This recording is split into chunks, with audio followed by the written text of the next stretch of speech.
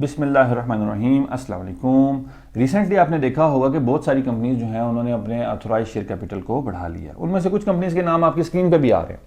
अब सवाल ये पैदा होता है कि आखिर क्या वजह है कि कंपनीज अपने ऑथराइज शेयर कैपिटल को बढ़ा रही हैं। आज हम इस हवाले से डिस्कशन करेंगे। वीडियो को अभी से लाइक कर दें, चैनल को सब्सक्राइब नहीं किया हो तो चैनल को लाजमी सब्सक्राइब कर दें। देखिए, आपको पता है कि बजट आने वाला है और ये खबरें जो है मार्केट में चल रही हैं कि गवर्नमेंट जो है वो कंपनीज की अकोमोलेटेड अर्निंग्स पे टैक्स लगाने जा रही है। अब सवाल ये पैदा होता है कि अकोमोलेटेड अर्निंग्स क्या है। आप में से कई लोगों को नहीं पता होगा, मैं आपको समझा देता हूँ। बहुत सिंपल है। Accumulated earnings basically net profit after dividend को कहते हैं।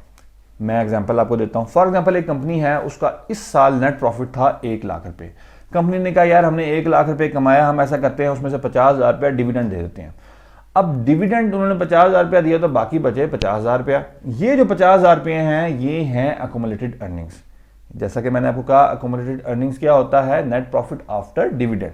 ठीक है, तो अकोमोलेटेड अर्निंग्स तो आपको समझ लगी। तो गवर्नमेंट बेसिकली कंपनीज की अकोमोलेटेड अर्निंग्स पे टैक्स लगाने जा रही है और जो प्रपोज टैक्स रेट है लिस्टेड कंपनीज के लिए वो है 5% और नॉन लिस्टेड कंपनीज के लिए टैक्स रेट है 7.5%। देखें, बात यह है कि पहली दफ़ा ऐसा नहीं है कि गवर्नमेंट ऐसा टैक्स लगाने जा रही है। 2015 में भी गवर्नमेंट ने 10% टैक्स लगाया था उन कंपनीज के लिए जिनका डिविडेंड पे आउट 40% से कम था। अब बहुत सारी कंपनीज ऐसी हैं जिनका डिविडेंड पे आउट या तो 40% से कम है या वो डिविडेंड देती नहीं है। अब वो बैठ के सोचती हैं यार हम क्या ऐसा करें कि हमें या तो टैक्स देना ना पड़े या हमारा टैक्स का इम्पैक्ट कम हो। क्योंकि बात यह है कि अगर वो टैक्स देते हैं, ठीक है, वो अगर टैक्स पे करते हैं तो उनके कैश रिजर्व जो हैं वो ऑब्वियसली इफेक्ट होंगे। अगर वो टैक्स से बचने के लिए अपना डिविडेंड पे आउट इस साल ज़्यादा कर देते हैं तो ऑब्वियसली टैक्स तो नहीं देना पड़ेगा, लेकिन डिविडेंड तो देना पड़ेगा। तो उस सूरत में भी उनके कैश रिजर्व जो हैं वो इफेक्ट होंगे। तो वो सोच रहे हैं हम क्या ऐसा करें कि सांप भी टूट जाए, यानी टैक्स भी ना देना पड़े और लाठी भी मार जाए, यानी कि हमारे रिजर्व भी इफेक्ट ना हो। तो एक समझदार बंदे ने कहा ये कोई मसला ही नहीं है। देखो, बात यह है कि जो डिविडेंड होता है वो सिर्फ कैश नहीं होता, बोनस शेयर भी जो होते हैं उसको डिविडेंड ट्रीट किया जाता है। तो हम क्या करेंगे, हम बोनस शेयर इशू कर देंगे। अब लेट्स सपोज हम अज्यूम करते हैं कि बजट में जो ऐसा ही होता है कि गवर्नमेंट कहती है कि जी जिनका डिविडेंड पे आउट 40% से कम है हम उन पर टैक्स लगाएंगे। तो होगा क्या?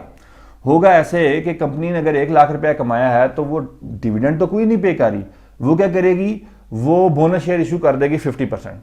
अब बोनस शेयर उसने 50% इशू किए, उनकी अकोमोलेटेड अर्निंग तो 1 लाख ही होगी, लेकिन उस पर टैक्स नहीं लगेगा क्योंकि डिविडेंड पे आउट की जो परसेंटेज है वो 40% से ज़्यादा होगी।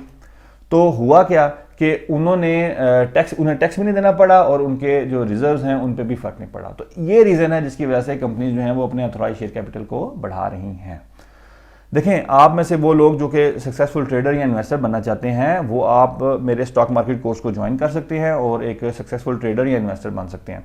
मैं इसमें टेक्निकल एनालिसिस भी सिखाता हूँ, फंडामेंटल एनालिसिस भी सिखाता हूँ, मैं कैसे ट्रेड या इन्वेस्ट करता हूँ मैं वो भी डिस्कस करता हूँ। और मैं सिर्फ सिखाता नहीं बल्कि उसकी प्रैक्टिकल एप्लीकेशन भी बताता हूँ कि फॉर एग्जांपल ये स्ट्रैटेजी देखें, अगर आप रियल टाइम डिफरेंट स्टॉक पे अप्लाई करते हैं तो इसके ये रिजल्ट हैं, ताकि लोगों को प्रैक्टिकल अप्लाई करना भी चीज़ों को आए। तो ये जो पूरा कोर्स है इसकी फीस सिर्फ 5,000 रुपये और ये व्हाट्सएप नंबर आपके सामने आ रहा है। इस व्हाट्सएप नंबर पे आप टेक्स्ट करके इस कोर्स को ज्वाइन कर सकते हैं और एक सक्सेसफुल ट्रेडर या इन्वेस्टर बन सकते हैं। अगली वीडियो तक के लिए मेरी तरफ से खुदा हाफिज़, फ़ी अमानिल्लाह।